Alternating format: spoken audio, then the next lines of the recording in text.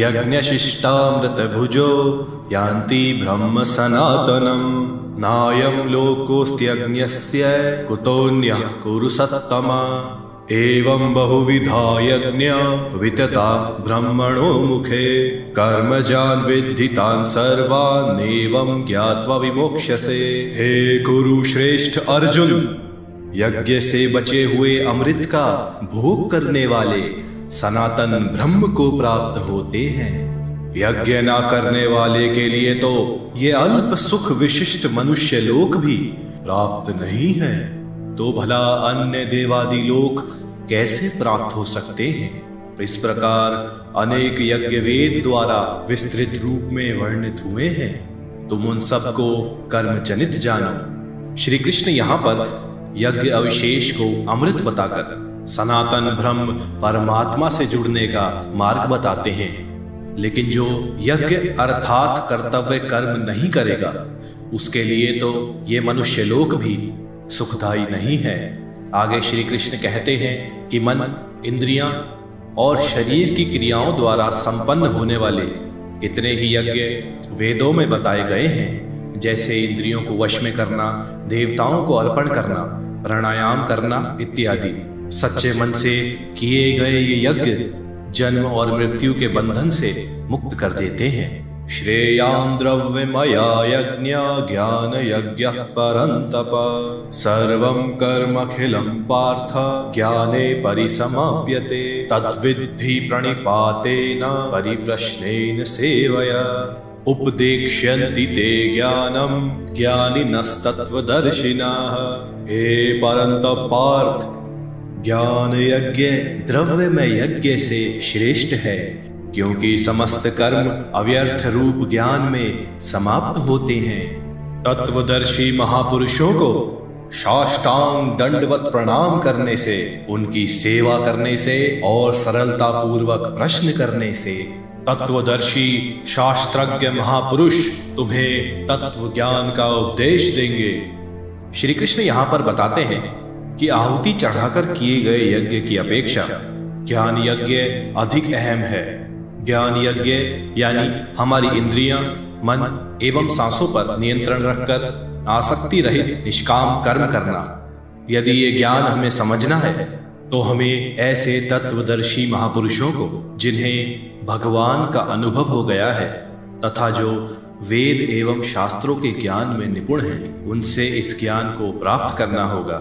यज्ञत्वा न पुनर्मोहमेवं यास्यसि पांडव येन भूतान शेषेण द्रक्ष्यसे आत्मन यथो मयि अपि चेदसि पापेभ्यः सर्वेभ्यः पापकृत्तमः सर्वं ज्ञानप्लवेनैव वृजनं संतरिष्यसि। हे पांडव, उस ज्ञान को जानकर तुम पुनः मोहित नहीं होगे और उस ज्ञान के द्वारा तुम निखिल जीवों को आत्मा में और अन्य अंतर्मुझ परमात्मा में दर्शन करोगे। यदि तुम समस्त पापियों से भी अतिशय पाप करने वाले हो, तो भी इस ज्ञान रूपी नौका का आश्रय कर तुम संपूर्ण पाप समुद्र से तर जाओगे। श्री कृष्ण यहाँ पर बताते हैं कि इस तत्व ज्ञान को प्राप्त करने के बाद हम मोह एवं अज्ञानता से मुक्त हो सकते हैं तथा अपने मन के संपूर्ण दार्शनिक भेदों को समाप्त कर सकते हैं। आगे श्री कृष्ण कहते हैं कि ज्ञान के मार्ग में पुराने पाप इतने बाधक नहीं होते जितने कि वर्तमान के पाप होते हैं। यदि वर्तमान में कोई निश्चयात्मक रूप से पापों को त्याग दे, तो वो भी अज्ञान के अंधेरों से ज्ञान की ज्योति की ओर जा सकता है। यथोधांसी समिद्धो गिर्भस्मसात् कुरुतेऽर्जुन ज्ञानाग्नि सर्वकर्माणि भस्मसात् कुरुते तथा नहि ज्ञानेन सदृशं पवित्रमिह विद्यते तत्स्वयं योग संसिद्धः कालेनात्मनि विन्दति।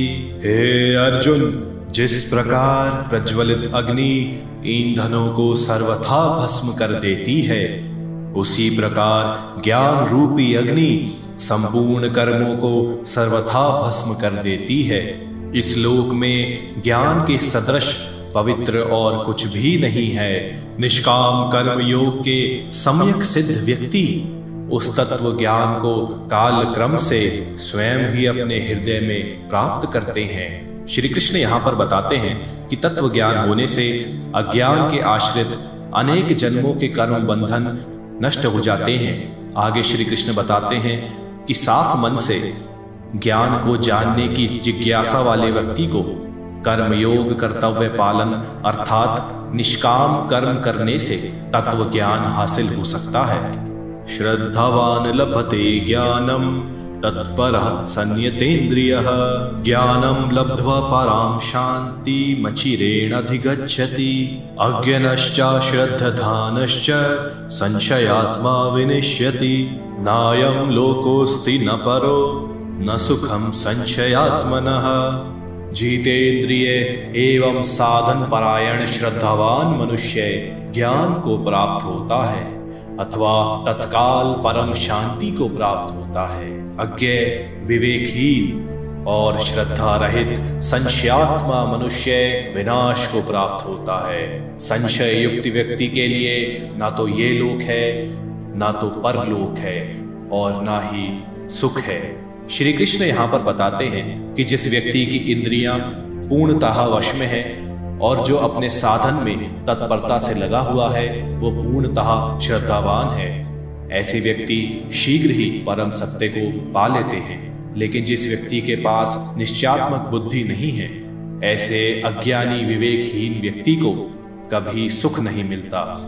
ऐसे व्यक्ति का पतन निश्चित है। योग संयस्त कर्माणं ज्ञान संचिन्न संशयम् आत्मवन्तं न कर्माणि निबध्नन्ति धनंजय तस्माद् ज्ञान संभूतं हृतस्थं ज्ञानसिनात्मनः छित्त्वैनं संशयं योगमातिष्ठोत्तिष्ठ भारत। हे धनंजय, जिन्होंने निष्काम कर्म योग द्वारा संन्यास विधि से कर्म त्याग दिया है, ज्ञान द्वारा संशय का नाश कर दिया है, ऐसे स्वरूप परायण मनुष्य को कर्म नहीं भानते। अतः हे भारत, तुम हृदय में स्थित इस अज्ञान जनित संशय को ज्ञान रूपी तलवार से छेद कर निष्काम कर्म योग का आश्रय करते हुए युद्ध के लिए खड़े हो जाओ। श्री कृष्ण यहाँ पर अर्जुन से कहते हैं कि कर्मयोगी वही है जो अपने हर कर्म को संशय रहित एवं घमंड रहित होकर करते हुए परमात्मा को अर्पण कर देता है। इसलिए तुम अज्ञानता एवं राग द्वेष से जनित इस संशय को ज्ञान से समाप्त करके युद्ध के लिए तैयार हो जाओ। इस प्रकार दिव्य श्रीमद् भगवत गीता का चौथा अध्याय ज्ञान कर्म संन्यास योग की समाप्ति होती है। इस अध्याय में हमने तत्व ज्ञान, कर्म योग एवं कर्मों से संबंध विच्छेद के महत्व को जाना। आने वाले अध्यायों में हम ये जानेंगे कि किस प्रकार भगवान श्री कृष्ण परम ज्ञान की ओर हमारा मार्गदर्शन करते हैं।